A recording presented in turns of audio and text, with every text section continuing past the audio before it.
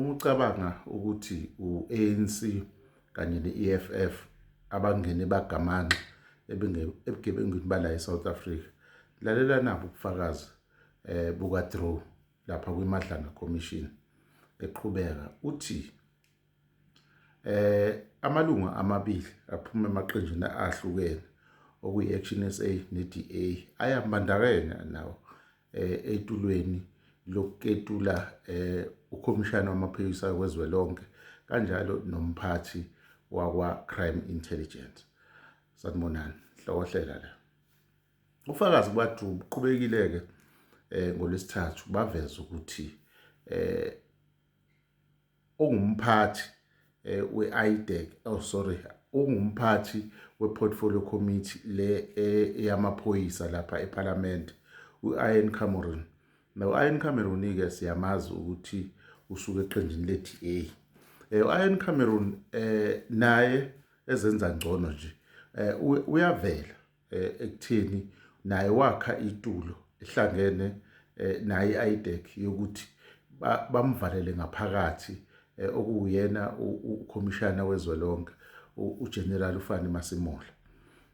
Into eyenzeka-ke lapha uthe yovela eParliament bekuMay lodumile eyothula ireport ngokusebenza kwamaphoyisa, kanti yena uCameron ongusihlalo walela committee ubesenetulo ehlangene kanye nabo laba oGorgeous ukuthi uzothi mayefika lapha ethule ubufakazi bakhe bangamtshela ukuthi imibuzo ezoqhamuka laphana izomgaxelisa, nangempela ifikile laphana uma bembuza ngezinye zezinto ezenzeka lapha wahluleka ukuyiphendula ngoba abamnikanga noma abamhlelelanga kahle ukuthi uzokwenza njani. Lokho kwathatha imibuzo yayibuza nje ukuthi unalo ulwazi ngophenyo olenzekalayo elenziwe i-IDEC, watholakala ukuthi akanalo ulwazi wathathwa njengokuthi lokho-ke akawazi umsebenzi wakhe futhi akathembekile.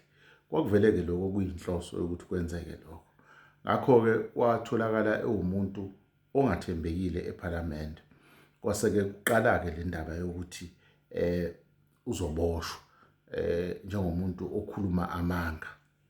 Into eyayihleliwe-ke lelo itulo elalenzeka ngalo futhi lelo langa. Siyakhumbula ukuthi umuntu-ke wachaza ukuthi uGeneral Nhlanhla Mkhwanazi naye walithola ithuba elincane ngokungazi kwa-Cameron ukuthi uzongena naye abe ne-presentation ayenzayo enikwe lelo thuba elincane.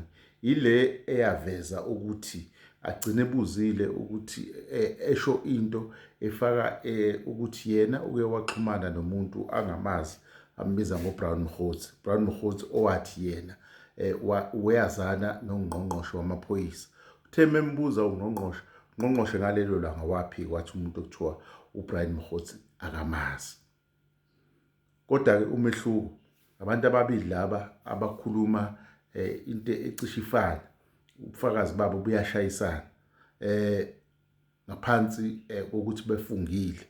Ungqongqoshe-ke naye kwakufanele aboshwe ngaleso sikhathi ngoba naye wakhuluma amanga. Akuphelanga isikhathi eside wabuya esethi uyamazi ulokhuzana uBrian Mkhothi engasasho eParliament esesho kwabezindaba ukuthi hayi u-associate yakhe lowana wayephikile njalo ukuthi u-associate wabuye wazosho ukuthi hayi uyamazi ucomrade nje abake bahlangane hayi kakhulu naye. Emva kwaloko-ke ey'nyangeni ey'landelayo bavela abantu abaningi besho ukuthi uGeneral ukhomishana Fani Masemola kufanele aboshwe ngoba wakhuluma amanga eParliament akathembekile. Kanti kwakuyitulo lelo. Itulo lelo ekaze lavela mhla uGeneral Nhlanhla Mkhwanazi ngo-6 July enza leya ehlangana nabezindaba ethula lo mbiko wakhe awuthula. Babeqhubeka-ke abanye abaholi bethi kulindweni ukuthi uMasemola angabe usesejele uyaboshwa. Leyo plan ayizange ihambe kahle yize yayisihlelekile. Kodwa omunye umuntu owayethinteka kakhulu okwakuthenjwe yona ukuthi leyo plan isebenza uyena uIan Cameron we-DA. Akuyena-ke yedwa ngoba siyakhumbula ukuthi kulezo zinsuku uDian Ukhohla Barnard i-DA wayevela kwabezindaba egxumagxuma ngathi uPep khona la esho ukuthi hayi bo uNhlanhla ukhuluma into angazazi uMasemola fanele angenile phakathi. Umuntu-ke angamphikela uCameron ngendlela abeziphethe ngayo lapha. Kusho khona ukuthi abantu bepolitiki ungabaphikile. Khona-ke kuba ubufakazi wentombazane le uNational Key Point lo uDrew. Kuvela ubufakazi bokuthi oyenye member yeParliament uDarlene James we-Action SA naye omunye wabantu abathola lo wamqingo owatholwa umholi we-Coloured Congress uFadel Adams ushuthekwe ngaphansi kwesicabha oshoyo ukuthi kunezinto ezidayisayo ezama-property ezithengwa ngemali ye-crime intelligence. uFadel Adams wakwakusho lokuthi akayedwa wathola leyo nto eshuthekwe ngaphansi kwesicabha eParliament wangalisho igama lomuntu. Livelile-ke igama lithi uDarlene James. uDarlene-ke okudidile-ke uDarlene ube yisithando sabantu abaningi elapha ku-ad hoc ngoba ubekhombisa amandla nokuzimisela ekubuzeni efuna ukuqondisa efuna ukuqeda futhi ngale ndaba yokukhohlakala nobugebengu obenzeka eSouth Africa. Into edide kakhulu-ke uDarlene mayivela leyo mbiko leyo uzenze umuntu uma bembuza ukuthi hawu livela kanjani igama lakho lapha kwiMadlanga Commission.